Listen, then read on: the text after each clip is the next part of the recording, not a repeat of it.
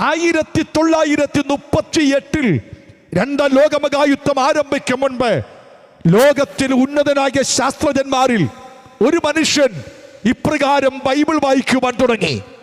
അദ്ദേഹം ദൈവവിശ്വാസിയല്ല, ബൈബിളുമായി ബന്ധമുള്ള മനുഷ്യനല്ല. ഈ ബൈബിൾ അദ്ദേഹം വായിച്ചു വന്നപ്പോൾ 2 പത്രോസ് 3-ാം അധ്യായത്തിൽ എഴുതിയിരിക്കുന്നു, ആറ്റം വിഘടിക്കുമ്പോൾ ഭൂമി കത്തും. ആ മനുഷ്യൻ വിളിച്ചു പറഞ്ഞു, ഇതുപോലെ കള്ളം പ്രചരിപ്പിക്കുന്ന പുസ്തകം ലോകത്തിൽ വേറെ ഇല്ല. കാര്യം ആറ്റം വിഘടിക്കുന്ന ബൈബിൾ പറയുന്നു, എന്നാൽ ശാസ്ത്രം പറയുന്നു ആറ്റം വിഘടിക്കില്ല. ഈ മനുഷ്യൻ പക്ഷേ ചിരിച്ചു തള്ളുവാൻ കൂട്ടാക്കിയില്ല.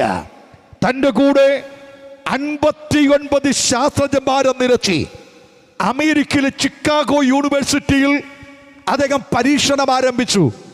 1938 ആരംഭിച്ച പരീക്ഷണം 1942 ഈ എത്തിയപ്പോൾ 59 താനും സഹിതം 60 ശാസ്ത്രജ്ഞന്മാരെ നിർത്തിക്കൊണ്ട് പരീക്ഷണം നടത്തിയ സമയത്ത് ചിക്കാഗോ യൂണിവേഴ്സിറ്റിയെ വിറപ്പിച്ചുകൊണ്ട് ഒരു ഉഗ്ര സ്ഫോടനമുണ്ടായി.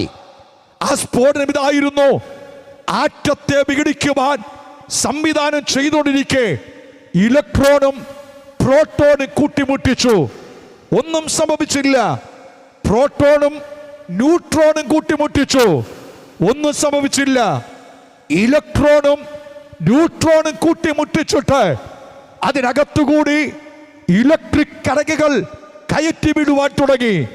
ആ നിമിഷം ലോകം ഞെട്ടുമാറ് ചിക്കാഗോ യൂണിവേഴ്സിറ്റിക്കകത്ത് ഭയങ്കര ശബ്ദത്തിൽ ഒരു പൊട്ടിത്തെറിയുണ്ടായി. ആ പൊട്ടിത്തെറി പിൻപിൽ പലരും വെന്തു വീണു. ശരീരമാകെ പൊള്ളിക്കൊണ്ട് പുറത്തേക്കോടിയ എൻറിക്കോ ഫെർമി എന്ന നിരീശ്വരവാദിയായ ശാസ്ത്രജ്ഞൻ താൻ അന്ന് വരെ വിശ്വസിക്കാത്ത ബൈബിൾ ഉയർത്തിപ്പിടിച്ചുകൊണ്ട് വിളിച്ചു പറഞ്ഞു, ശാസ്ത്രം തോറ്റു, ബൈബിൾ ജയിച്ചു. ചരിത്രം തോറ്റു, ബൈബിൾ ജയിച്ചു എന്ന് പറഞ്ഞുകൊണ്ട് താൻ വിളിച്ചു പറഞ്ഞു, പത്രോസ് പറഞ്ഞ വാക്ക് ശരിയാ, ആറ്റം വിഘടിക്കും, ഭൂമി കത്തും. പ്രിയമുള്ളവരെ, ആ മനുഷ്യൻ ഒരു ദൈവ